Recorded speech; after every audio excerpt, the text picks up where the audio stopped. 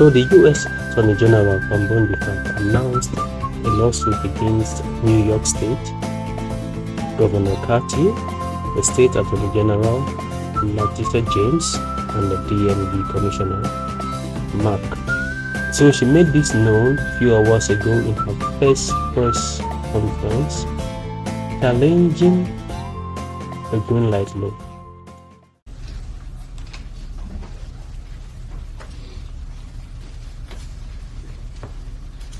Good afternoon. I'm sorry we were a little bit late. I was in the West Wing swearing in Tulsi Gabbard, and so I just came straight back here. So thanks for being patient with us with the delay. We're here today because we have filed charges against the state of New York. We have filed charges against Kathy Hochul. We have filed charges against Letitia James and Mark Schroeder, who is with DMV. This is a new DOJ, and we are taking steps to protect Americans, American citizens, and angel moms, like the mom standing right behind me, who you're going to hear from in a moment. New York has chosen to prioritize illegal aliens over American citizens. It stops today. As you know, we sued Illinois, and New York didn't listen. So now you're next. Millions of illegal aliens with violent records have flooded into our communities, bringing violence and deadly drugs with them. With me today, I'm so proud to be joined by Tammy Nobles. Tammy is an angel mom. Her beautiful daughter, Kayla Hamilton, was murdered by an MS-13 member in 2022. Kayla had just turned 20 years old, and she was raped and murdered by someone who should not have been in our country. Yet, he was released, flown to Maryland, where he committed this violent murder. I just want you to hear from, Tammy. Tammy represents not only herself and her family, but all of the great angel moms around this country who have suffered because of what the Biden administration did, and it is over. Thank you for having me here today and being able to share Kayla's story. Her murderer was able to come across the border knowing that he was flagged as an MS-13 gang member, and he had a criminal record in 2020 in El Salvador for illicit gang activity. He came over as an unoccupied alien child, saying that he was afraid of gang activity in his country. Health and Human Services called him a nice boy, and he showed age-appropriate behavior. That fell so wrong when he murdered my daughter. He ended up in Maryland, where he was able to rent a room in the same mobile home as her. We thought it was a legit company that were renting out these rooms, but it turned out that it was another illegal immigrant who owned these mobile homes, and he knew Walter from El Salvador. He knew him and allowed him to rent a room with my child. Kayla just turned 20 years old 3 days before she was murdered. Her murderer was only living there for 5 days before he viciously strangled her, raped her, and left her on the floor like trash and robbed her of $6. I have been sharing her story for over 2.5 years to bring change, because this should not have ever happened to Kayla, and it shouldn't be happening to other families being hurt by the border. Homeland Security did not do their jobs. They did not check his background. They did say that he was processed. So if they processed him, they knew that he was a gang member and still allowed him here. Health and Human Services did not verify the sponsor and allowed him to go with a sponsor that they don't even know if it was his cousin or his aunt. And he was able to leave the sponsor's house to go live wherever he wanted. And I am going to continue sharing Kayla's story to help save others and to bring awareness of what was happening under the Biden-Harris administration. And I'm so thankful for Pam having me here today. And I'm so thankful for the opportunities I got from Trump and any other platform, people who allowed me to share her story, because this is going to end. No other parent should suffer by having their child murdered by somebody that shouldn't be here. And I'm gonna continue, sharing it, and for Kayla, and also for others. Thank you. And it's my understanding that he also admitted to other murders, correct? Multiple murders. He wrote a letter, and it was intercepted in jail, that he committed 4 murders and 2 rapes. And that's who we were letting walk into our country. And that's why President Trump has directed this to stop. And if you don't comply with federal law, we will hold you accountable. We did it to Illinois, strike 1. Strike 2 is New York. And if you are a state not complying with federal law, you're next, get ready. And the great men and women of law enforcement are standing behind me today. We have FBI, DEA, ATF agents. They put their lives on the line every single day to protect us. And what New York has, they have green light laws, meaning they're giving a green light to any illegal alien in New York, where law enforcement officers cannot check their identity if they pull them over. Law enforcement officers do not have access to their background. And if these great men and women pull over someone and don't have access to their background, they have no idea who they're dealing with. And it puts their lives on the line every single day.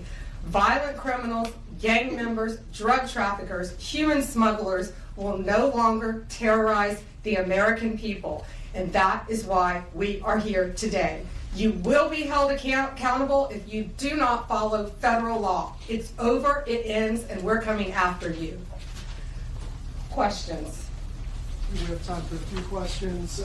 David Spot with Fox News. Madam Attorney General, thank you and welcome to the Justice Department. Thank you. I have a quick on-topic and a quick off-topic question. On topic, in your executive order, or in your orders on the first day you were here, you talked about working with the Justice Department, or these sanctuary cities, as you say, will be punished. Today you're putting people on notice. Right now we're just lawsuits. Is this going to go further? What kind of punishment are we talking about? Is there any grounds to charge individuals, charge politicians? How far is this going to go?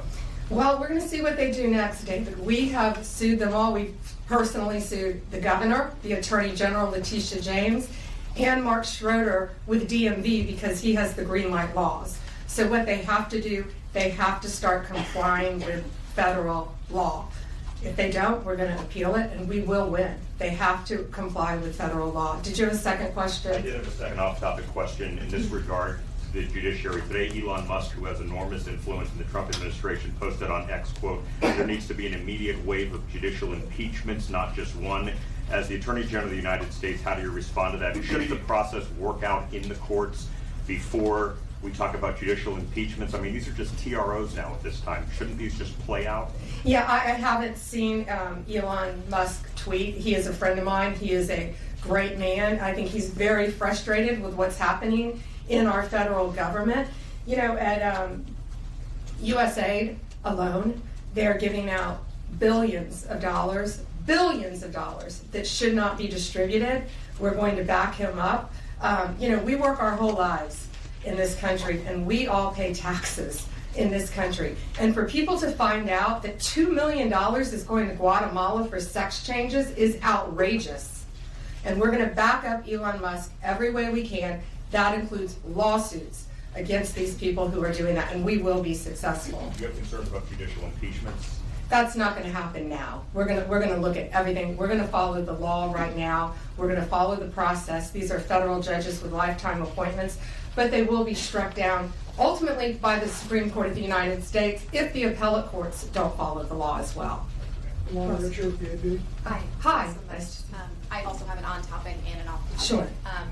First of all, can you just briefly walk us through what the legal claims are you're making in this lawsuit? Yeah, absolutely. So the green light laws are that this is what the green light law says. It's a green light to illegal immigration, which says they can comply. That law is unconstitutional. They can't do that. And what they've done is they have a tip-off provision that requires New York's DMV commissioner to promptly inform any illegal alien when a federal immigration agency has requested their information. So think about the men and women in law enforcement behind me. That's basically, that's not basic, it's tipping off an illegal alien, and it's unconstitutional. And that's why we filed this lawsuit, and that's why we charged Mark Schroeder too, because he runs DMV. Oh, I'm sorry, you had a second question. Yeah, my off-topic question. I wanted to ask about Mayor Eric Yes. Adams' case. As of at least a few moments ago, SDNY still has not dropped that case. Have you or other DOJ leadership spoken to the acting U.S. attorney in SDNY since the memo was sent earlier this week? And what will you do if she refuses to drop the case? I have not spoken to her. I know our acting DAG, Emil Bove, has spoken to her, and Chad Mizell may have spoken to her, but that case should be dropped. It was done at the directive of Emil, so that case should be dropped. I did not know that it had not been dropped yet, but I will certainly look into that. Reagan, Daily Caller. Hi, how are you? Tom Homan suggested this week that someone from within the FBI may be leaking information about the ICE raids, and that such could be putting officers' lives at risk. Has the DOJ gotten any closer to determining if these leaks are coming from within the FBI? And what will the consequences be if they can identify the leakers from the FBI? Excuse me. Well, first, I can't talk about anything that is ongoing, and that is ongoing. And it's really for the similar reasons of what I said earlier. The great men and women in law enforcement standing behind me today, they must be protected. And anytime anyone leaks or tips off anything regarding a pending investigation, that jeopardizes lives. You're telling a bad guy what's about to happen. It could jeopardize the lives of all the men and women in law enforcement. We will not stand for it. We will find you. We're going to investigate it, no matter what agency it came from. We don't know for certain. We have an open investigation, so I can't talk about it in detail, but we will do everything in our power to hold you accountable, and it is a crime, and you will be prosecuted when we find you. I got time for one more. Alana Austin, Newsmax. Hi, Madam Hi, Alana. Attorney General. Thank you so much for your time. I was also interested in hearing specifically what the interactions have been like with Mayor Adams. And I know he has a little bit of a different tone than some of the other Democrats out of the Empire State. And then also Denver Mayor Mike Johnston, because before the President Trump went back into office, he had issued some words about a potential standoff and then walked that back. So I was curious to see what things have been like out of New York City and Denver officials. Yeah, well, we're hoping that in New York, Mayor Adams is going to cooperate with us with the sanctuary cities and the illegal aliens. And has the mayor in Colorado been cooperating? Do we know? I believe he might have now. Yeah, I believe Colorado is now cooperating. That's what we want. We don't want to sue you. We don't want to prosecute people. We want people to comply with the law. This is very simple. An MS-13 member murdered her daughter. That's happening throughout this country. We have one angel mom is too many. And we have angel moms throughout this country who should not be going through this. Comply with the law. This is the last thing we want to be doing. We want to be out there, all of us, fighting violent crime. Yet we're fighting illegal aliens, and that ends, and it's going to end today. All right, that's all we have time for, guys. Thank you. Thank you. Thank you all. Thank you. Thank you.